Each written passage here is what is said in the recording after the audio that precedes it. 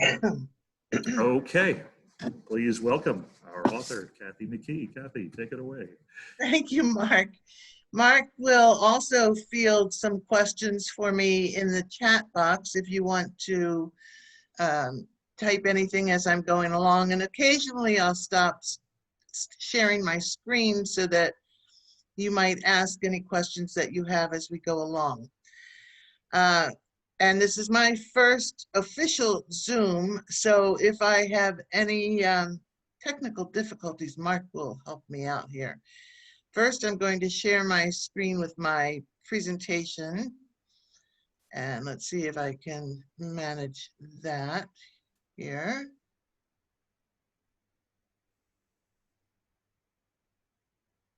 And slideshow.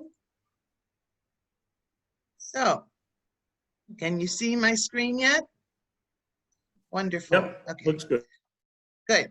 All right, so I'm focusing on the Garden Shop mystery. However, I thought that I'd give a little bit of background about myself first and how this series got started. So for me, I began teaching. I always think of myself as a teacher. I began teaching in 1970, first grade for 15 years. And while I was working on my master's and doctorate in nutrition science, I began moving up the grades to teach in high school and then college, and became a registered dietitian, which is why you see so much about food in my stories, I think. At least that's what my friends tell me. During that interim, I served as Vice President for Academic Affairs at 3 universities, Immaculata University, Newman University, and Brescia University in Owensboro, Kentucky. And then I returned to college teaching. I oversaw the nutrition and dietetic programs, chaired the department at Marywood University. And even after I retired from that, I continued teaching through online universities, Purdue University Global and Walden University. So you can see I really didn't have much time to follow my dream of someday writing a novel. And I didn't begin writing my first book until I retired from Marywood in 2011. So I do have several books before I started the Aspen Notch series, but we're going to focus on Aspen Notch this time. So technically, the first book I wrote in the series would be considered a prequel. It's not the Aspen Notch series itself, but the main character, Sue Belmont, who becomes Sue Jaworski, is featured in the story. And when my friends finished reading that book, they all said, "Oh, we love Sue and Alan. You've got to make them into another book." And so I created the Aspen Notch mystery series at that time. And so Sue and Alan are featured in each of the Aspen Notch mysteries. The first one being Murder in Aspen Notch, and then the Garden Shop mystery. Now I'm working on the next book, book 3 of the Aspen Notch mystery series, which, believe it or not, I'm almost halfway through. I'm up to page 100 right now, maybe even a little bit more. It's just flowing out of me. So I think it might be called The Mysterious Find, book 3 of the Aspen Notch mystery series. Of course, the title can always change as I move along. All right, so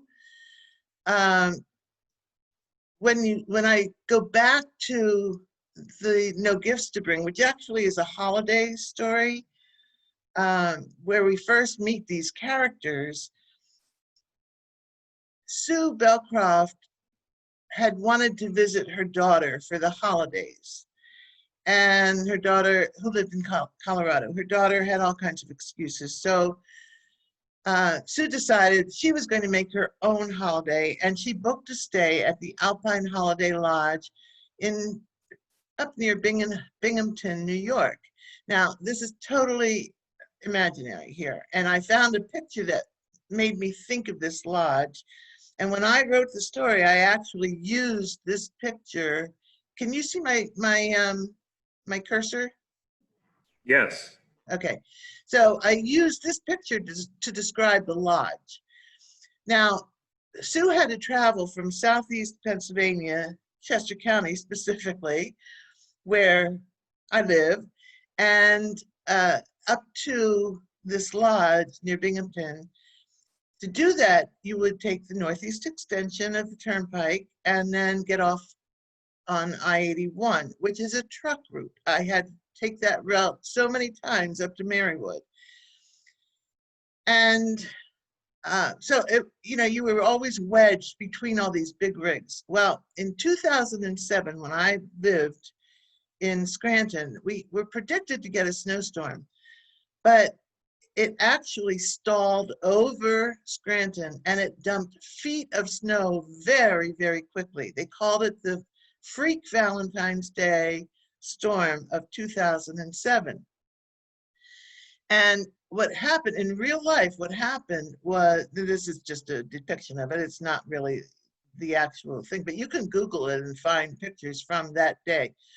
But the rigs were slipping and sliding because the plows couldn't get through fast enough. They tried getting off the ramps. All of the ramps then had jackknifed tractor trailers that blocked any car from getting off.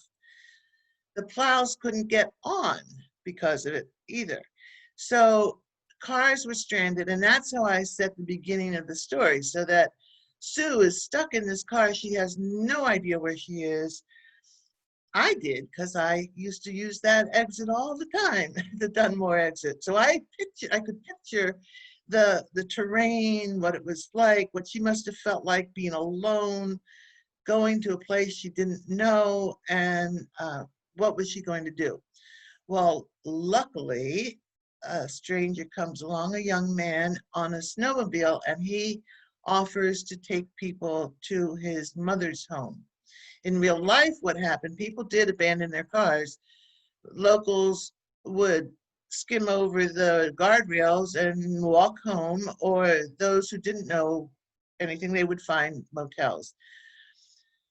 But Sue goes along with him, along with 3 other travelers, one by one. He takes them to his mother's house, and she meets Marge Everly, who is not a nice lady. And so eventually, when the roads are cleared, they get back on their way.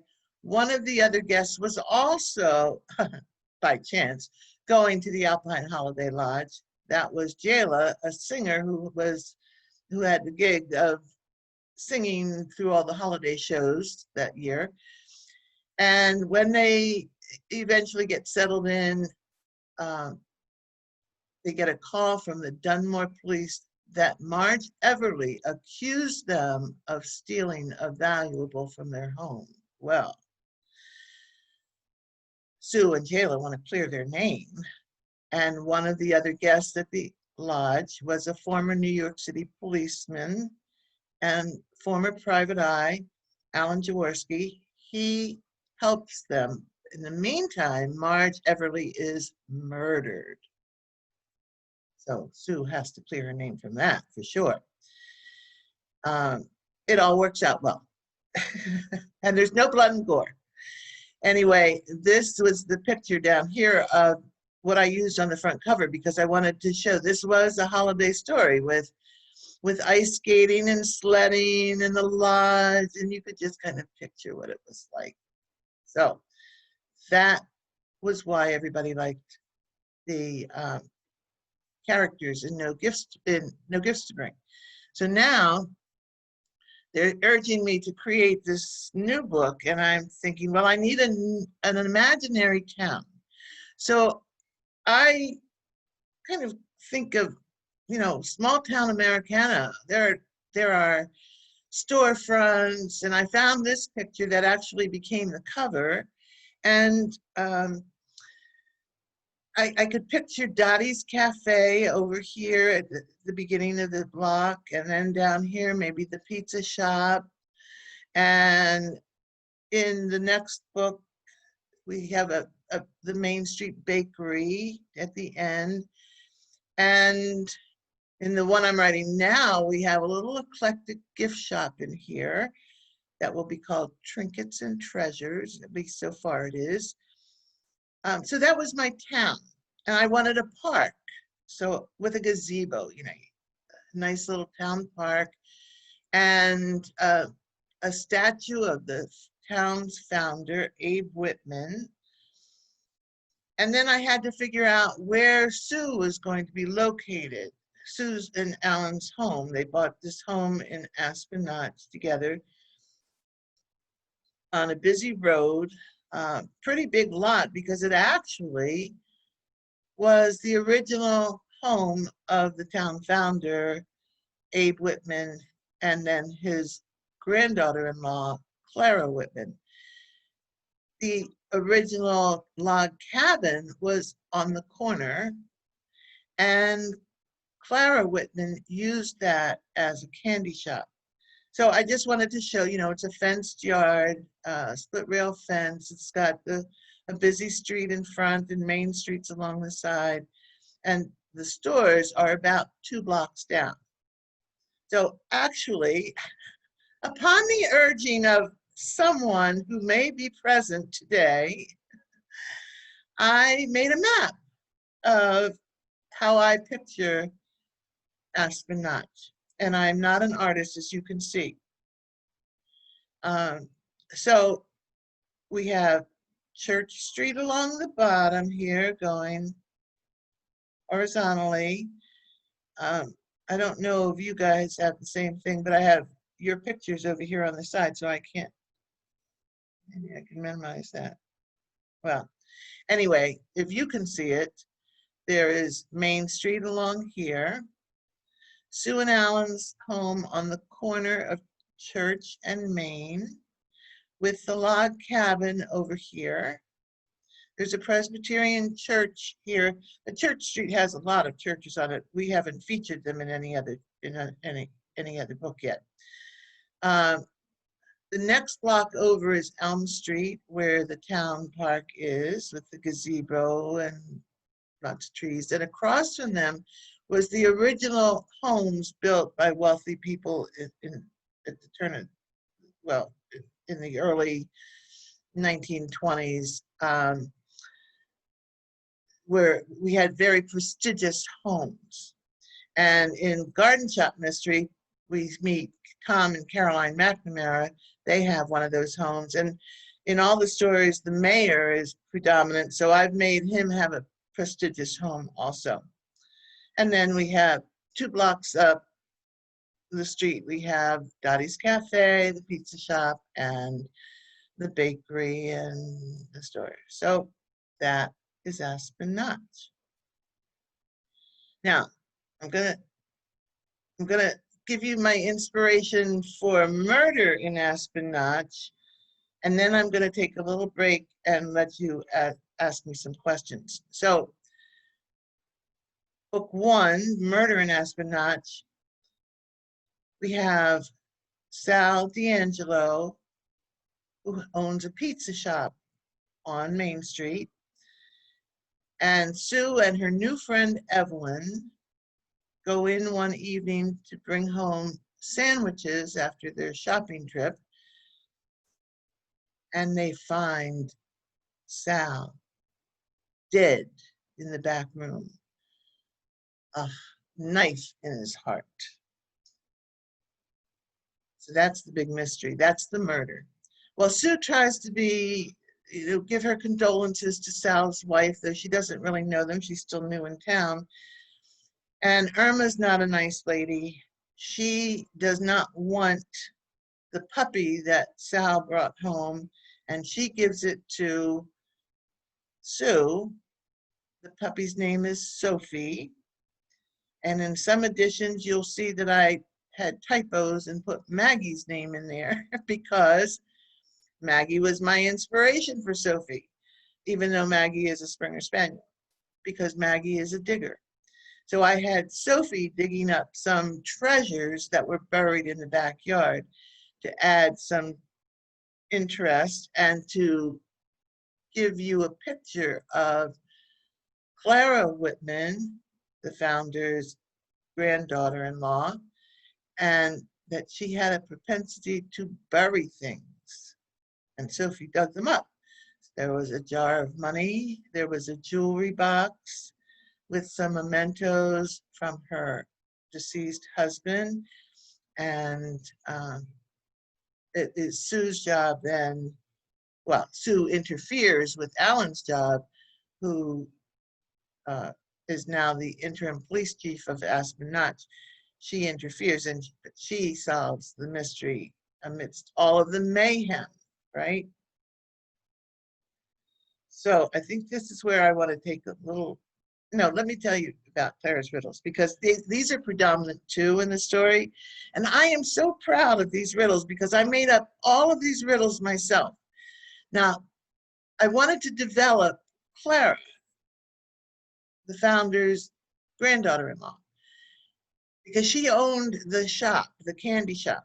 And when they were doing renovations to their home, they hired, Sue and Alan hired Deke Hopewell, who was an older gentleman, but when he was young, he actually worked after school for Clara.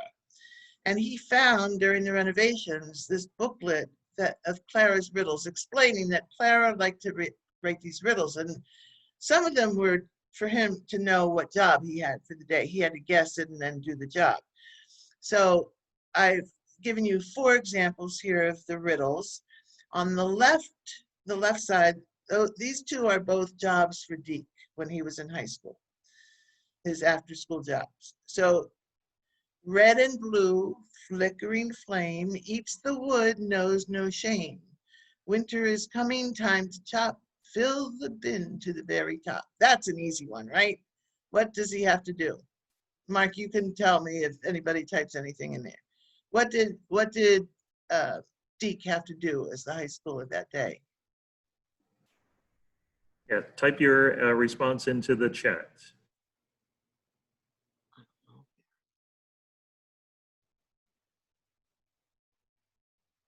don't know where you type. Chop wood for fire. Exactly. And he hated getting that sign put up on the door that he had to go out and chop wood. Now the next one, the riddle is a little harder to figure out. See if you can do it. Blade upon blade, pewter and green, one will meet its match as we have seen. It won't last long, this ongoing fight. The stronger will fail, the weaker has might. What did Deke have to do that day for his chore?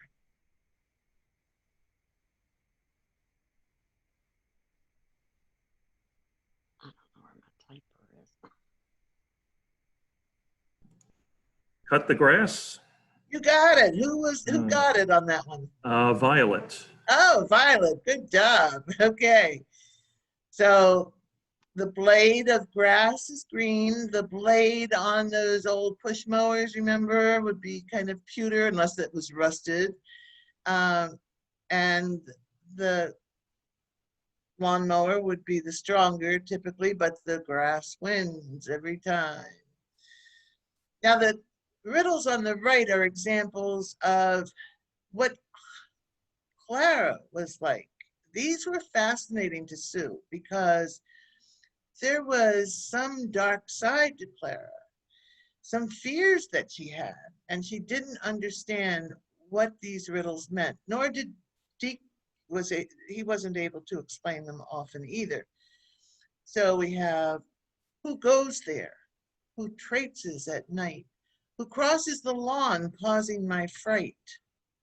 What search they, those bold? Is it bones or is it gold? Now, Sue's thinking, what's buried out there? Bones buried out there?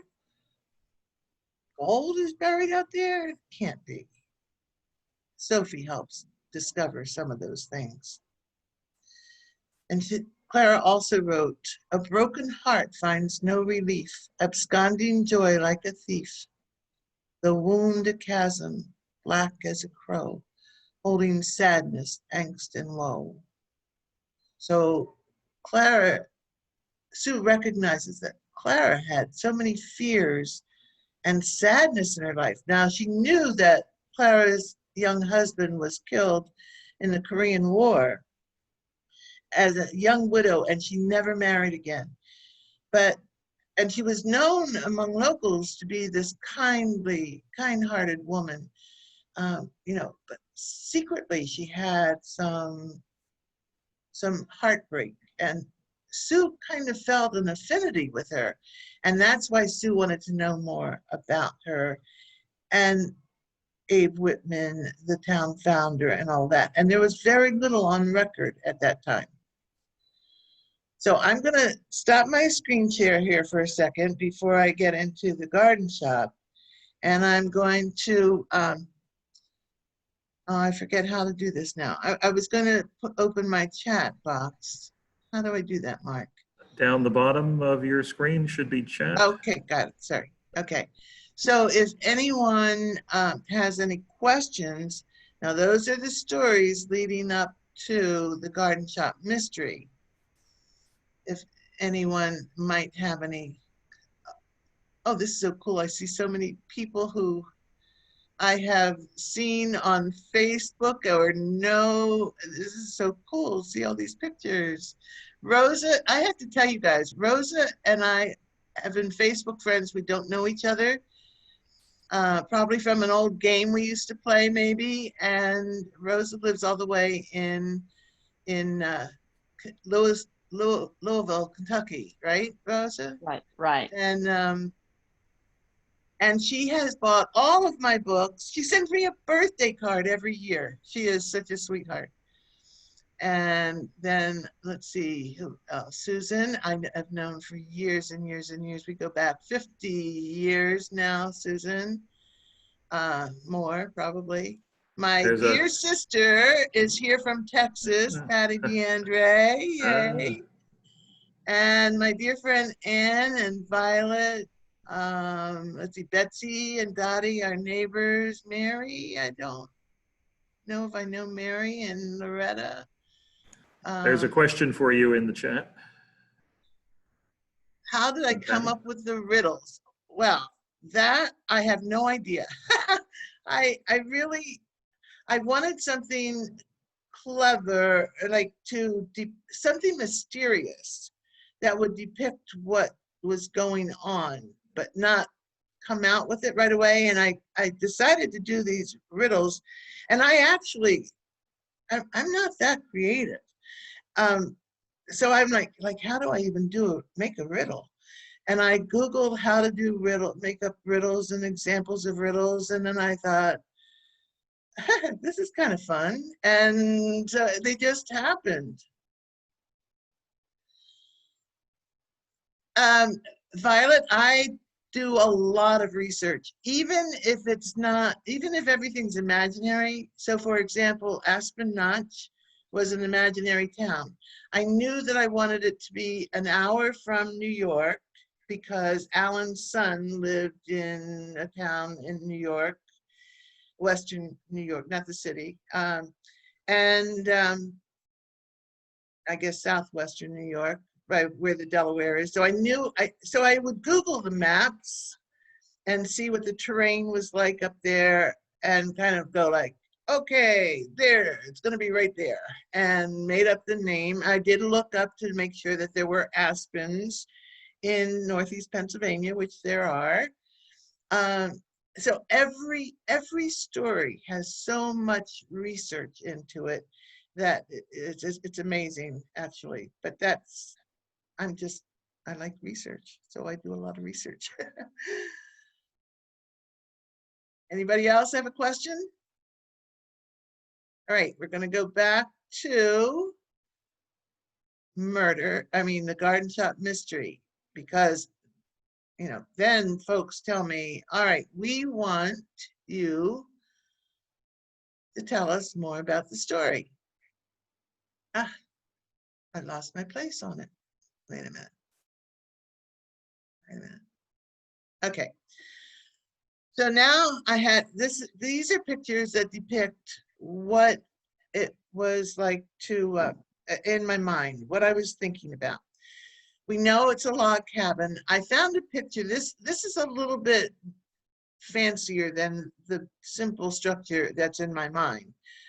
But it was a picture of a garden shop in a log cabin because Sue, all the locals want Sue to create a candy shop like Clara had. But Sue doesn't think that that would be a good fit for her, but she loves to garden. So she does some renovation to the basic, basically, you know, but there's a front door, there's a window. This kind of depicted what I was thinking. Inside, there's a loft, a big fireplace, and this was along a busy street, which is what I was thinking. During their renovations of the cabin to make it into the garden shop, they did put in a little parking lot out front. So this picture kind of was good enough for me to kind of depict what the garden shop might have looked like. And of course, if you have a garden shop, I figured you've got to have a greenhouse. So I had to have a little greenhouse behind the garden shop, and that's in the garden shop mystery. And I love this center picture. My cover designer picked this out herself. And first of all, the cover is so gorgeous, but this picture depicts so much of what I have in the story with the rustic boxes that Alan made to display Sue's plants and all the pretty flowers. So I thought this was a really perfect design for a cover. And then Sue and her friend Evelyn come up with the idea of having a garden club, and the girls at the garden club help Sue choose the name for her store, which, as you could probably see from this picture on the bottom right, is Butterflies and Blooms. So in the garden shop mystery, you get two mysteries. You get the mystery about the mysterious illness that is rampant in Aspen Notch. Doctors determine that it must be a foodborne illness, and someone has the gall to call the health department and accuse the Taffys from the recipes. Did I tell you? Maybe I didn't tell you. Sue found the recipe book for the Taffys, that those Taffys were causing the mysterious illness. Sue knows they didn't. She's ate 1 million of them because they're addictive.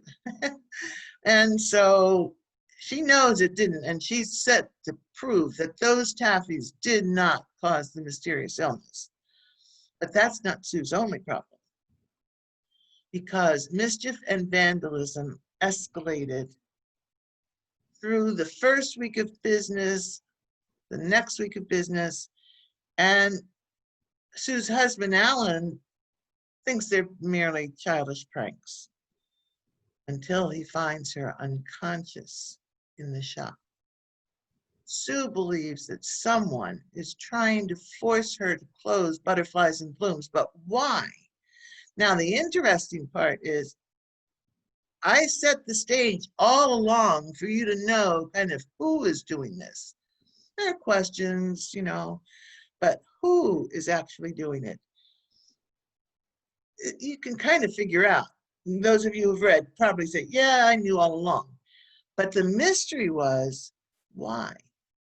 And Sue, who likes to get involved, and Sue, who makes great connections in her brain, figures out who is doing it by the research that she does.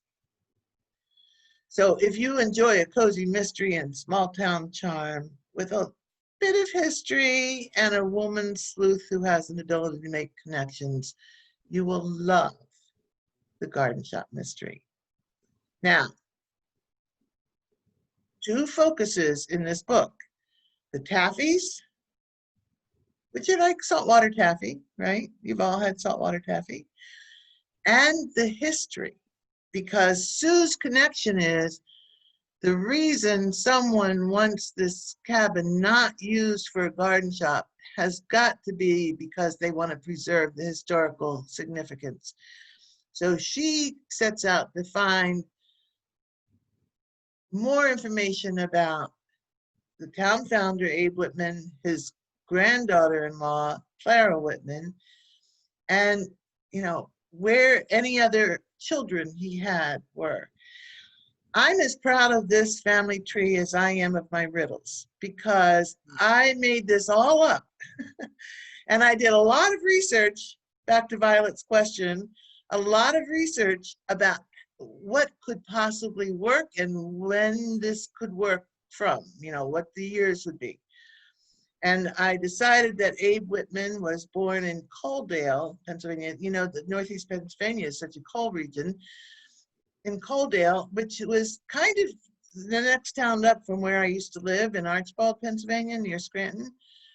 And it was a bustling coal mining area back then. Now it's kind of fallen into disrepair. But anyway, so I have him born in Coaldale. His father dies in a coal mining accident. His mother is widowed. She sends him to work as a breaker boy. So I did all the research about breaker boys, breaking up the coal. They weren't allowed to work in the coal mine, but they worked right outside of it. My home was literally on the site of a breaker. So I had coal all over my yard all the time. Like if you dug to dig a hole for a plant, you got big chunks of coal all the time. So I decided that Abe didn't want to work in the mines, and he and his brother started wandering through Northeast Pennsylvania, through Lackawanna County, eventually over to Pike County, where I set Aspen Notch. And along the way, I researched that there were many, many Lenape Indians in that region at the time. Kind of like down here in Southeast Pennsylvania, the Lenape Indians were very prevalent. And I even researched the surnames of Lenapes. And Eva Pokisla became Abe Whitman's wife. I had, in the census, Sue could see that David Whitman, Charles Whitman, and Anna Whitman were the children. Eva disappears from the census, and so it's assumed that, as typical in those early, years, she could have died in childbirth. And so this is only part of the family tree that you can see in the book, but it's how Sue solved the mystery. And she also solved the candy, the taffies too. So 2 mysteries in 1 book. There we go. Now, I'm going to open for questions in a few minutes, but I have a couple little tasks. And how are we doing on time? Doing okay.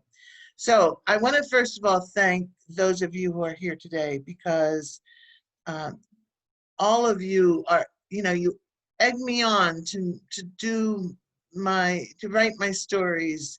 It can be a very lonely endeavor sometimes, but I enjoy it because I know that I'm bringing joy to so many readers. And I want to thank those of you. Some of you I know have posted reviews on Amazon or Goodreads. You have done so much to help me, and I really appreciate that.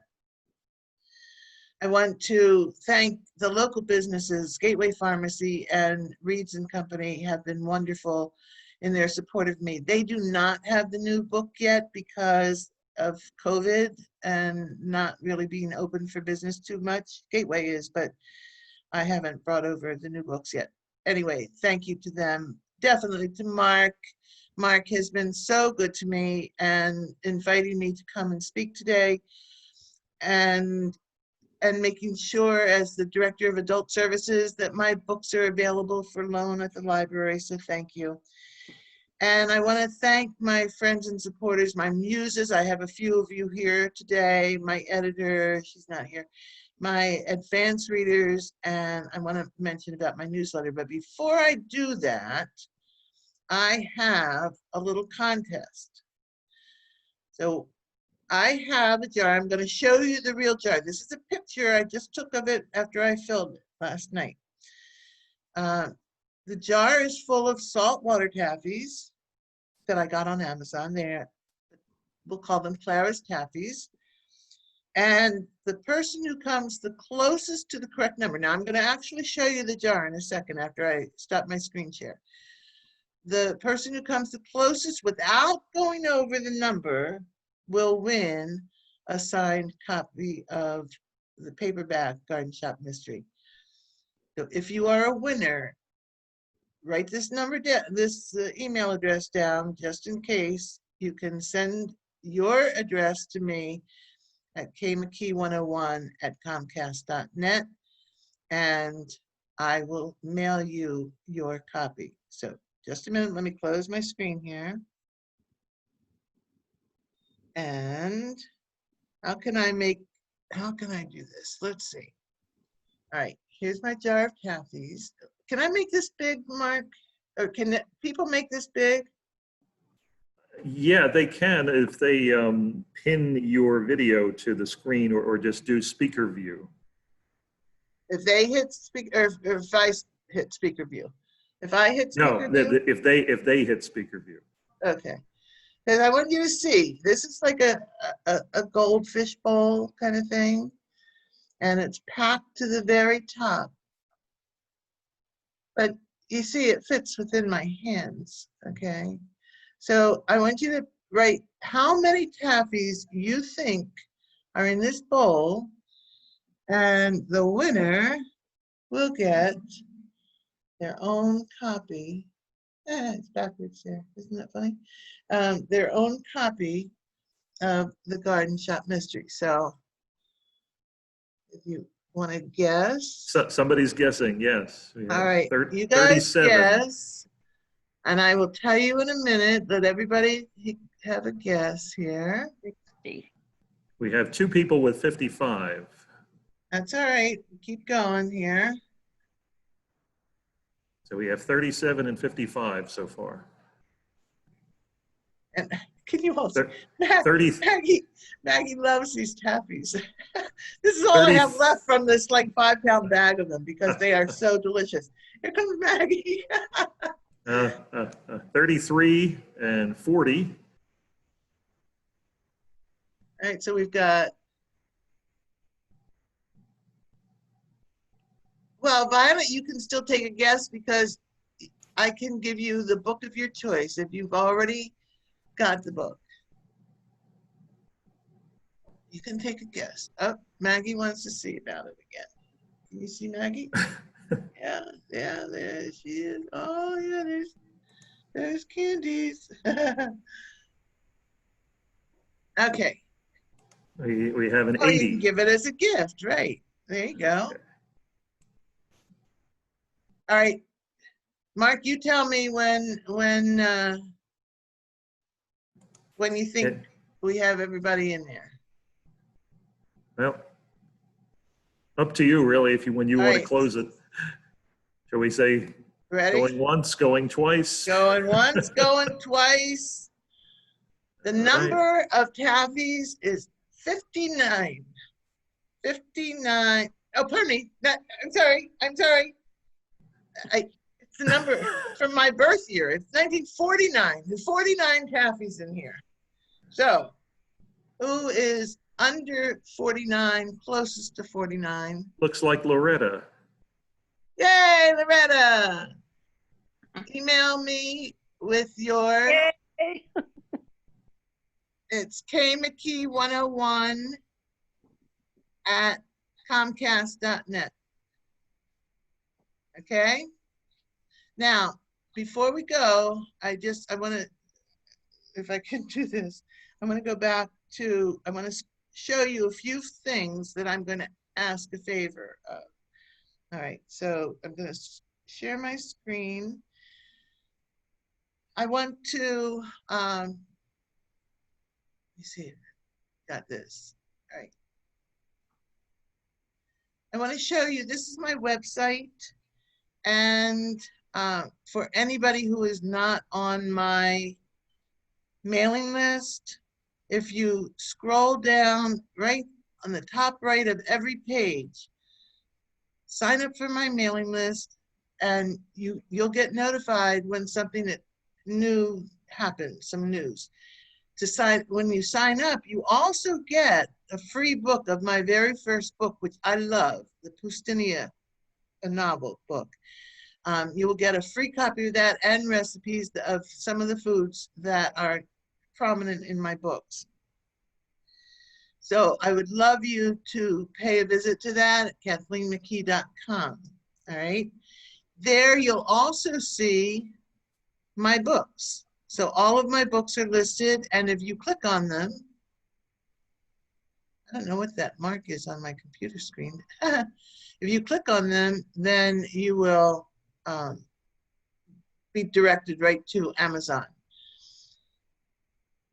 If you are interested in serving as an advanced reader for any of my books, an advanced reader could be someone who is a beta reader, someone who is reads a proofreader, someone who likes to read and post reviews. Anyone who would like to be an advanced reader, I do have a Facebook group. If you're not on Facebook and you would like to be an advanced reader, all you have to do is send me an email, and I will be happy to add you to my group.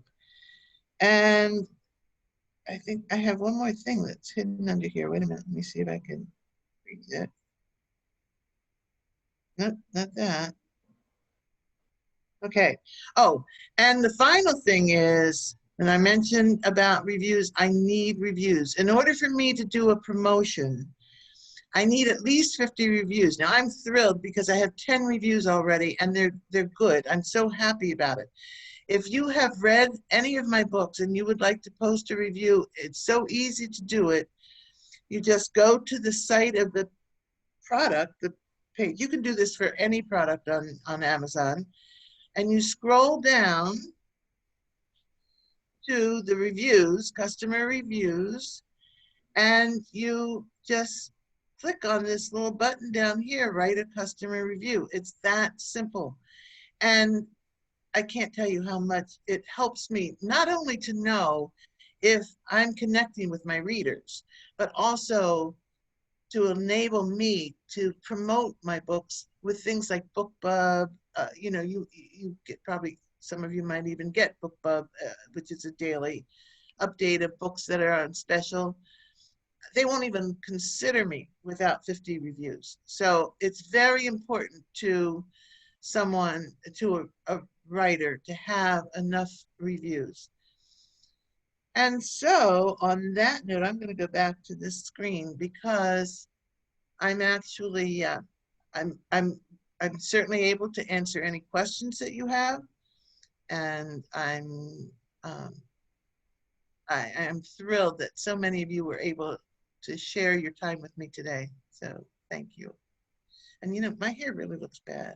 I'm sorry. Sorry. Right, so Susan, I think we all are saying the same thing. But anyway, are there any questions? If you want to type it in, or just you know, unmute yourself if you like.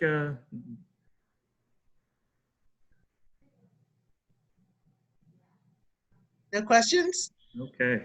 Then Kathy, Mark, thanks I so hand much it back to you. Yeah, thanks so much for sharing everything today. I love the map of Aspen Notch. That's great. I just love that. That was pretty bad, wasn't it? Very visual. No. I told one of my friends the other night I was making it. We were laughing. I said, I can't even draw trees. What am I doing? Yeah, you know? Well, it's a great orientation. Yes, Sure. it is. It is. And you done good. Thank you, Ann. The I cover didn't is think your just trees were beautiful. half bad. Thank you. That's nice. Okay, well, thanks everyone for logging in this morning. Thank you again, Kathy. Thank you all. Take care. Bye. Thank you. Gotta do Thank this you. again, Mark. Bye. This was fun. This was fun, Mark. It was. Thank you Bye. again. Thank you. Appreciate it. Bye. Bye-bye now.